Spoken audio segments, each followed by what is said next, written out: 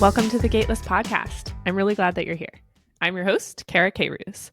This is where you'll find conversations with self-made women who share their playbooks, their tips, their actual experiences on the journey to success. I also chat with experts and practitioners of mindset, stress, productivity, emotional, and mental health, because if you're listening to this, you're somebody that bets boldly on yourself and you care about optimizing how you feel, perform, give back, love, and just move through the world. This podcast is here to help you become the absolute most incredible version of yourself in life and in business. Be sure to subscribe to the podcast so you never miss an episode. We really appreciate your feedback and reviews. The only way that we grow right now is from you sharing your favorite episodes with your family and friends on social media. So thank you for doing that. Go do that big, cool thing that you've been dreaming about today. This is a solo episode today with me, Kara, your host. I want to talk about productivity, habit stacking, morning and evening routines, and just getting things done in your life. We are all busy. If you listen to this, you're probably a busy person and you find time to listen to this while you're doing other things, or it's time that you've carved out to learn and grow as a person, as a professional, whatever it is. And I think we're all, if you're a listener of this podcast, then you're probably somebody that really cares about optimizing every moment of your day and your life, really. The moments turn into days, weeks, years, and your life goes by really fast. So being super productive towards the things that you want to accomplish is top of mind. And what I care a lot about is optimizing my time for sure, but also optimizing how I feel so that I'm really productive with my time, both mentally, physically, emotionally. So I think those things go hand in hand. And if you can get really intentional about how you think of productivity and how you move through your days and your weeks, it puts you on the offensive as opposed to the defensive. So what you can expect from this episode are very tangible tips and tricks that I have learned along the way to be hyper productive. I'm somebody that has a lot on my plate, personally and professionally, and I genuinely do not feel stressed out. That isn't because the things that are on my plate are not high stakes. They actually are. It's that I use these tips to stay on the offensive and not be on the defensive and move through my days and weeks really intentionally so that I can have a productive day most of the time and I can preserve my energy and use it as a tool and a resource, and as opposed to something that feels like it's constantly being depleted. So I want to start by just sharing what an ideal day looks like.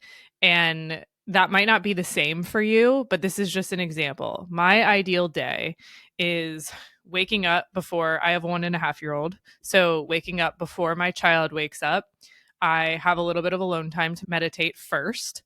I then exercise in some capacity, whether it's going on a run outside by myself, exercising in my garage if I can't leave the house that day, and getting that done before he wakes up.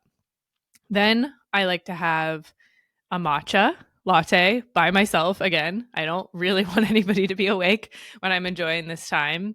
And it's really my time to think about my energy for the day, what I want to prioritize. I will have already blocked out what my day actually looks like prior to the morning, but it is a reflective time to just think about, be mindful, enjoy, slowly drink the matcha. I really don't like to do that and multitask. We'll talk plenty about multitasking. And then by the time my son wakes up, it's like 7:30-ish. My husband's probably also up at that time, but I've already had alone time. I've already exercised. I've already enjoyed a matcha. So I'm like feeling really good at this point. Occasionally, if I can fit it in before anybody in my house wakes up, I do like to cold plunge. It makes me feel like I can tackle anything. It's one of the hardest things you'll do in the day, but you also feel so good. So getting that out of the way first thing makes me feel like I can really conquer anything. Then spend some time with my son before the workday begins, usually about an hour. So if it's nice out, I'll put him in the stroller. We'll go for a walk outside. And while I'm walking with him, I'm either talking to him if he's in a chatty mood, or I'm listening to a podcast. And I don't have my headphones in. I put it in the stroller so he can also hear it. and I could be totally fooling myself, but I think I'm exposing him to a lot of vocabulary, a lot of topics, and interesting things. He doesn't fully understand it all, but he understands some of it. So we listen to a podcast together or we just chat. I am intentional in the way that I actually listen to that podcast now. I don't usually do it all in one walk or sitting. I know I want to listen to maybe 20 minutes at a time. And that just helps me keep my attention focused on it longer, as opposed to if I were to listen to one podcast for an hour, even if we are walking for an hour. I don't love that. So I kind of like bite sized chunks of listening. And then we come back to the house. I hand off Gray, my son, to our nanny who comes to our home. And then I get myself ready for the day. And while I'm getting ready for the day, I'm usually just, again, present. I'm not trying to multitask when I do that. I'm present in what I'm doing, just being intentional, trying to get it done pretty quickly.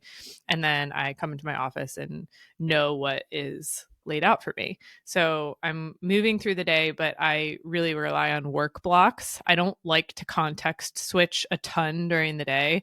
So by that morning, I would have already planned out what hours of the day I'm focused on certain things. And then in the evening, very intentional about blocking when I stop my work day and pivot back to being a mom. So I get several hours of focused mom time with my son. I get to hang out with my husband. We usually end work different hours, but we try to get outside as a family after we're done working. Sometimes that's before dinner, sometimes that's after dinner. And then we really protect the time, typically between 5 and 7:30, to spend as a family together. We're not doing work during that time. And then in the evening, I usually do have some work to do in the evening, whether it's for this podcast or for my full-time job or just planning family things. But almost every night there is some work that I have to do. And, there's a whole other podcast episode that I could do on sacrifice.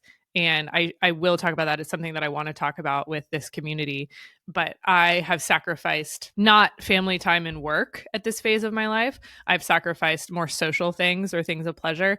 I say no to a lot of social events out of necessity. I don't have as much time. I'm still very connected to my small number of close friends, but I'm not able to say yes to everything anymore. And I really very rarely drink alcohol anymore. And that's for many reasons. But if we're just talking about productivity here, and it does you no favors if you're trying to live a very productive life and make the most out of every moment in your day. I want my brain to feel 100% all the time. I want my sleep to be 100% all the time. And I want to feel in a really good mood. And it's not that even a small amount will just totally put all those things out of whack, but it's not helping you. So that is where I have sacrificed, and it's a choice that I've made. And it helps me, again, just make the most out of every day.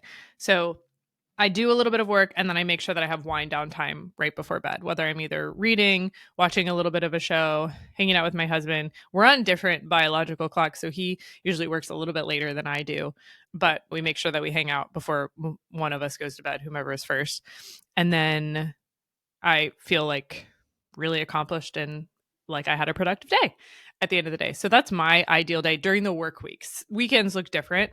And I know everybody's ideal day looks different, especially during the work week. But I want to get into how really you can make the most out of every day, tips for productivity. You can leave this episode feeling like you have a couple of things that maybe are new to you that you can try. Some of this stuff you probably have heard before. I don't think I'm revolutionizing anything. I think I'm taking what I've heard from other people, other podcasts, just life and what works for me, and packaging it in a way that is authentic to how I leverage these tools to be productive every day. So I'm going to go through them. There are 8 of them. And hopefully this sets you up for success and you can try some new things that you haven't actually taken and applied to your life of productivity. So, number 1, this is not only a tip for productivity, but it's also a tip for life. Simplify. Many people get very overwhelmed when thinking about all that is on their plate and all of the things that need to be accomplished. And that is one of the biggest things that creates analysis paralysis and prevents action, which is just overwhelm, looking at all of the things that you have to do, looking at all of the things on your to-do list. Not to mention, to-do list could be overwhelming just on a daily basis, let alone when you look at your entire week. It can feel very overwhelming. So Simplifying the most important things and then simplifying the action actually required to move the needle are two things that I try very hard to do. So if I know that I've got three main big things to accomplish in a week, there's probably 10, 20, 30 tasks that fall under those categories. But it's like, what are the big three categories for the week or for the day? And feeling like, okay, I've simplified it. I could put a box around it. I understand what those three things are. Really helps you understand A, what to prioritize, and B, what are the actions needed to move the needle on those big three things. So simplification, I believe, is the key to taking any action. It does not need to feel overwhelming. It does not have to feel like a to-do list that's never going to end. Simplify your big three things to accomplish in a day or in a week and start there. Number two is getting very specific and intentional, proactive, not reactive with your morning and evening routines. So, when you think about the way that you begin a day, this sets you up for the rest of your day. This is not new. Everyone has heard this, but I want you to really think about it and hold yourself accountable for if you're actually putting it into practice. When you wake up first thing in the morning, maybe you wake up by an alarm, maybe you wake up by natural sunlight, and the first thing that you do is an input into setting your day up for success, such as rolling over, brushing your teeth, drinking a bunch of water, and then meditating. You're starting your day off intentionally in a positive way to set yourself up for success. Now let's rewind that and I'll play it back to you. When the first thing you do is something that's maybe depleting your energy or setting yourself up for and your day up for distraction and reaction, which are two very negative things that we do to ourselves all the time: distraction and reaction. You wake up maybe by an alarm, you roll over, you check your phone, and you see that you have a few missed text messages, you see that you have emails, you see that you have notifications on social media apps. Automatically, you're in a place of reaction. You don't own your time anymore. You feel like you need to react to what that phone just told you was important to you. That does not work for me. I usually don't have a good day if I start my day up with reaction and I don't feel like I'm owning my time and, more importantly, my energy. So taking a look at your morning and evening routine, I think, is a really critical component of being as productive as you can be. The small changes, such as plugging your phone up not next to your bed, but across the room or in another room, so that there's friction between being able to be inundated by all of those notifications right when you wake up, is a really great first step. Having a moment to yourself. You don't have to go through that whole morning routine that I told you. Wake up early, do the exercise, have the matcha, do the cold plunge all by yourself. It doesn't even have to look like that. Even if you carved out 5 minutes to just spend time reflecting and thinking about your intention and energy for the day, will be a game changer. And everybody's circumstance is different. Not everyone has the luxury of being alone for any amount of time in the morning. It's just about finding the ways to protect your energy in the morning and not be on such a reactive footing. And then in terms of evening routines, same things. I mean, feeling like you're the last thing you do when you put your head on the pillow is close out notifications and close out all of the things that people need from you, subconsciously just isn't a great way to relax into the evening and relax into sleep. So creating separation and bookending your morning and your evening that should be you time and should be relaxing and sleep focused with something that isn't the phone, I believe, is a very, very important thing to set yourself up for success day in and day out for productivity and optimizing all of your moments. Number 3, this is obvious, but I think we fail to do it sometimes: planning ahead and specifically planning your energy bursts. So I heard this on a podcast a while ago, Mindset Mentor, and just the concept of planning your energy bursts really resonated with me. I never knew totally why, but I'm so creative and my brain is on fire in the morning. And I genuinely feel like my creativity and brain stop working by about 5 p.m. every day. So I'm not going to be somebody that does a ton of creative work in the evening. It's more like tasks that just need to be closed out for the day. Whereas if I need to solve a big problem or I need to be very creative in my thinking and think about a problem differently or think out of the box, that has to happen in the morning for me, preferably one of the first things that I'm thinking about. And so looking at your day and saying to yourself, which of these tasks require creative thinking? Which of these tasks are more like taskmaster type of execution? Which of these things require deep thinking and focus and knowing yourself and knowing what times of the day you are best set up for success to focus on creativity, deep thinking, taskmaster focus, whatever it is, and using that to your advantage. Bucket the things that require a specific type of energy together and do it during the time of day that suits you best. Number 4, mindset. Mindset is everything, especially when it comes to productivity, when productivity can feel a bit overwhelming day in and day out. Having this mindset of just get shit done and creating momentum around that, I believe works. So, this is not a new concept, but I was listening to another podcast recently with Adam Grant and Robin Arzón, and she was talking about how action is what creates momentum. In her context, she was talking about working out, but she also extrapolated that to life. When you just take action, that is when the momentum and the motivation kicks in. Very few people sitting around feel motivated and feel momentum. That just doesn't really happen.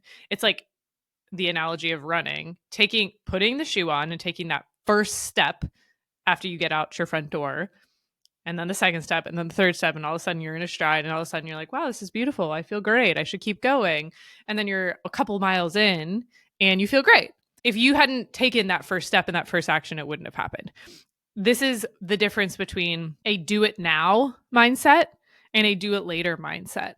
For full productivity and balanced productivity, not just hyper-focused productivity on one aspect of your life, you really need to try to rewire your brain to have a do it now mentality, because action begets momentum, begets motivation. Use that as a tool in your toolkit. Know that about yourself. Don't forget it. So simple, but so powerful. Number 5, habit stacking. So habit stacking is not the same as multitasking, though we will talk about multitasking. Habit stacking is almost like leveraging reminders for yourself that will get you to do the new habit. Maybe it's a new habit, or just get you to do the habit in general that is important to your routine, to your health, to your mental and physical wellness. So an example of this is, I know that to feel optimized every day, I want to take my supplements morning and night. And I know that something I will not forget to do every day is make my matcha, because I love it so much. Something I will forget to do every day is take those supplements. So I specifically put my supplements right next to my matcha maker downstairs. Not my matcha maker, but that little whiskey thing. I put them right next to each other so that when I go to the habitual matcha, I know I'm going to see the supplements and I'm going to take the supplements. It's something that you can leverage in many other things. If you know that journaling in the morning is going to set you up for a more proactive, mindful day, that's in turn going to make you more proactive, but you keep forgetting to journal, maybe you put that journal next to the coffee maker. Maybe you put that journal on your bedside table as opposed to your phone on your bedside table. So leveraging the power of habit stacking as a tool to optimize your productivity in a day. Don't sleep on it. It's important. It's not hard to do, but it's very impactful, and you'll accomplish more in the day if you leverage habit stacking as a tool. Number 6, actual multitasking. So this is different. And I'm typically actually not a fan of multitasking. Like, I hate when I'm on a call with somebody and I can tell they're doing something else. And I'm guilty of it sometimes. And I know how cringy it is. So I try really hard not to do that. I really dislike it when I'm on a Zoom and I could see somebody's eyes over here when in reality the camera's right here. It's not a great look. And there's nothing more wonderful than feeling like somebody's focusing 100% on you. And you know that it's not just about the way that you're making the other person feel, that's great, but you're also going to just do better quality work if you're focused 100%, right?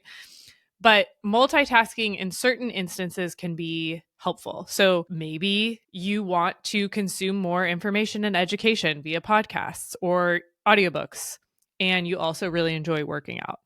I love leveraging my exercise time to also listen to podcasts. They're both very important to me. I don't always have time to have an hour to exercise and an hour to listen to a podcast. You can only give up so much sleep, right?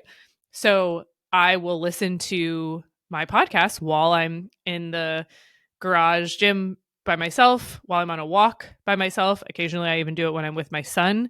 So I'm getting outside time, I'm getting quality time with my son, and I'm learning all at the same time. That is the type of multitasking that I am down with, and I think you can use to your advantage. So when you look at your day, this is how you actually apply it. When you look at your day and you think about what part of my day has some dead space in it. For me, that was, well, when I'm exercising, I could listen to music, and I do enjoy music, but I could probably easily replace that dead space.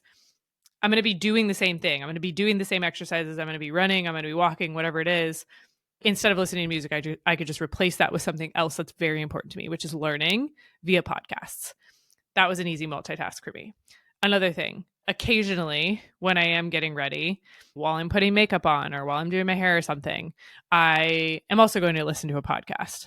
That's another moment where I can consume information and educate myself, and it makes me feel really good. I don't have to carve out another 30 minutes to an hour later in the day to do so.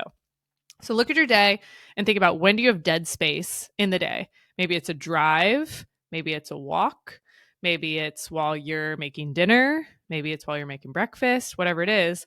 And I'm not saying you have to replace that with educational podcast listening. Maybe you take that time and you call your mom or call your friend or catch up with people in your life, or that's when you're doing your meditation. Probably not while driving, but you get my drift. It's about thinking of when you do have dead space. And if your goal is to optimize all time and be productive, replace that dead space with something else that's important to you, that's on your big 3 list. Number 7, leveraging work timers. This is also such a simple concept. I learned this one from Haley. This is knowing that you have that big, scary task that you have to do. Maybe it's respond to an email that's going to require you to really focus and use your brain in a deep way. Maybe you're scared to send the email because you're worried about the response. Maybe it's the phone call that you have to make. Basically, think of all of the things right now. Actually, take a second. Think about 2 things that you have been avoiding that are not hard. You just don't want to do them. This is when you leverage work timers. And you set a timer for however long you think that should take you to accomplish. Maybe it's 10 minutes, maybe it's 20 minutes, whatever it is, maybe it's an hour. Set the timer. You do not get up and do anything else until it's done. Leverage the timer as the trigger for yourself to focus and get it done. It works for me every single time. It's usually ignoring emails in my inbox that I just am like, I'll get to it later. I'll get to it later. I'll get to it later. Or expense reports. I hate those. Who likes them? Everybody ignores those. Or something like a non-fun task, like looking up your property tax and paying that. I'm making up silly examples, but all of those are great examples of things that you could leverage a work timer for. Say, okay, setting it for 5 minutes. I'm not doing anything else until I accomplish this one task. Game changer. Something else I learned recently that's related to this, I think also from Mindset Mentor, was a concept called the Pomodoro method. And this is more for focus, but it's also timers. So setting a timer for 25 minutes, doing work during the 25 minutes, and then taking a 5-minute break. And then 25 minutes on, 5 minutes off. It's like an interval workout for work, basically. 25 minutes on, 5 minutes off, and it keeps your focus for a longer period of time. This also works with when you're training for long distance running. I'm forgetting the name, but there's a technique. It's 5 minutes on, 2 minutes off, 7 minutes on, 2 minutes off, 10 minutes on, 1 minute off. And you eventually work up to a place where instead of 25-minute work block timers, maybe you get to the place where you're doing 30 and 40 and 45, all the way to an hour. It's really hard to focus exclusively for an hour.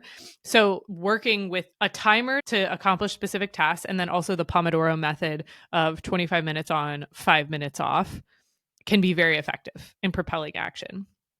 And then the final one, number 8, is plan your time off. And this can be from a day-to-day perspective, a week-to-week perspective, or something more macro like your vacations, but taking the lens of day-to-day, knowing ahead of time when you're going to stop working, focus on something that is unscheduled and purely focused on family or friends or whatever you're choosing to do with your non-working time. This is a moment when you're not trying to be productive, is all I'm saying. So whatever the difference in those activities are for you, plan it ahead of time so that you have a confine in which your work needs to be done, and when you know you're pivoting, and it's another mindset shift. So getting really clear every day, personally for me, I block my calendar starting at 4:30 all the way till 7:30.